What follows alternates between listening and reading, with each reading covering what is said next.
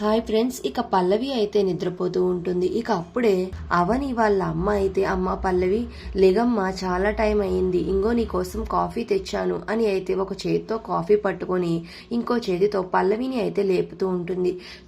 పొద్దున్నే ప్రశాంతంగా నిద్ర కూడా పోనివ్వరు అని పల్లవి అయితే తిట్టుకుని ఇక వాళ్ళ అమ్మని తోసేస్తుంది. దాంతో చేతిలో ఉన్న కాఫీ కప్పు కింద పడి పగిలిపోతుంది.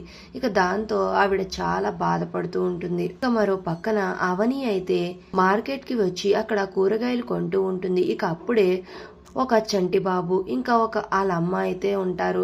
ఇక ఫోన్ రావడంతో ఆ బాబుని అక్కడ కూర్చోబెట్టి ఆవిడ పక్కకు వెళ్లి ఫోన్ మాట్లాడుతూ ఉంటుంది.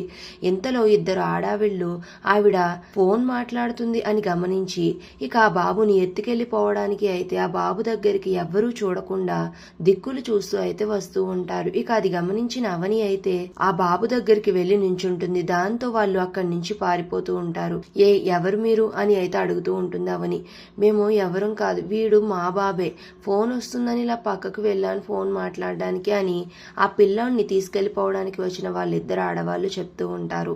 ఇక అది చూసి అవని, అబద్ధాలు చెప్పకండి, మీరు పిల్లల్ని కిడ్నాప్ చేసేవాళ్ళు కదా, నాకు తెలుసు, ఆ రోజు మా ఇంట్లో మా చెల్లెలు బాబుని కూడా ఎత్తుకెళ్లిపోయింది మీరే కదా అని అయితే అవని చెప్తూ ఉంటే అది విని ఆ ఇద్దరు ఆడవాళ్ళు కూడా షాక్ అయ్యి అలా చూస్తూ ఉండిపోతారు.